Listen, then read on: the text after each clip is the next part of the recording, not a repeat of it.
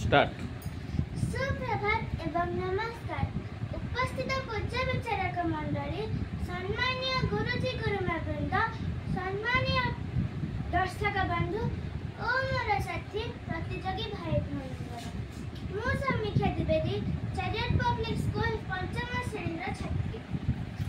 आजिकार एही पवित्र द्वादशतम स्वायत्त शासन दिवस मते किछि कहिबार सुजोग मिलिथिबारु मु निजको धन्य मन करूछि।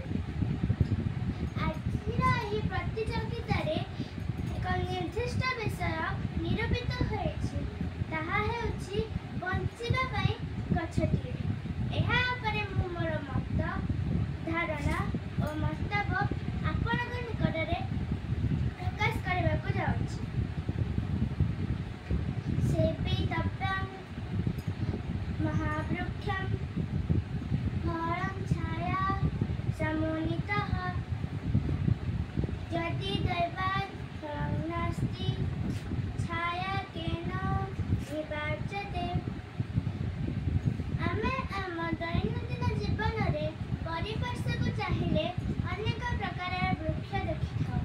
वृक्ष हेउछि मनुष्यर परम बंधु। बंधुटीए हुए तो आम प्रति विमुख हो पारे, मात्र केबे हेले भी वृक्ष आम प्रति विमुखता प्रकाश करे नहीं। मानव सभ्यता को आदिम कालरू आधुनिक काल पर्यंत गति कराइबा दिगरे वृक्ष ही बलिष्ठ भूमिका ग्रहण करिछि। वृक्षर उपकार रे सारा जीव जगत को यथेष्ट अधिक थाए।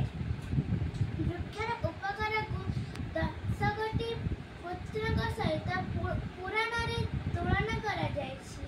सेही 10 कोटी वरदान हेउछि जल, अम्लजान, मृत्तिका, शक्ति, खाद्य, वस्त्र, बासगृह, छाया, जाळेनी एवं औषध। वृक्ष परिवेशरू अंगारकाम्ल ग्रहण करी अम्लजान प्रदान करिଥାଏ और वायुमंडल को शुद्ध रखिबारे साहाय्य करिଥାଏ। तेणु आमे बंचिबा पई वृक्षारोपण करिता। वृक्षलता जगु वर्षा होइଥାଏ। वर्षा जगु भल फसल उत्पादित होइଥାଏ। सारा देश को सुजला सुफला और शस्य श्यामल रखिबाकू हेले वृक्षारोपणर आवश्यकता खूब गुरुत्वपूर्ण। निखंच बनानी द्वारा आमे झड़ तोफान को निरोध करिपारिबा। परिवेश रे वृक्षलता वृद्धि पाइले अम्लजान ମଧ୍ୟ वृद्धि पाइଥାଏ।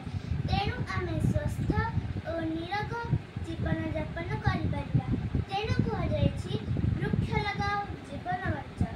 वृक्षारोपण କରିବା परिवेश को सबुज सुंदर करी गढ़िब। 1950 मसीहा जुलाई मासरे भारत सरकार परिवेश को प्रदूषण रक्षा करने वन महोत्सव आरंभ करथिले।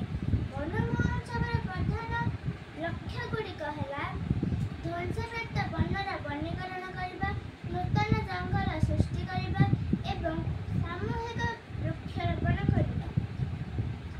भारत सरकार खबर कागज, टेलीविजन, रेडियो माध्यम और सभा समिति जरिया वनीकरण महत्व आलोचित करिथाନ୍ତି।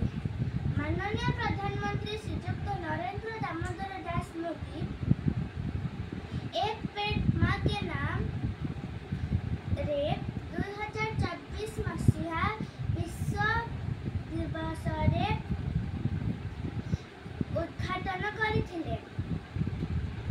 तेणु आम जीवन रे वृक्षर आवश्यकता निहाती रहिछि। तेणु आमे शपथ नेबा और वृक्षारोपण करिबा। तेणु कुहाଯାଇଛି वृक्ष बिना जीवन नहीं।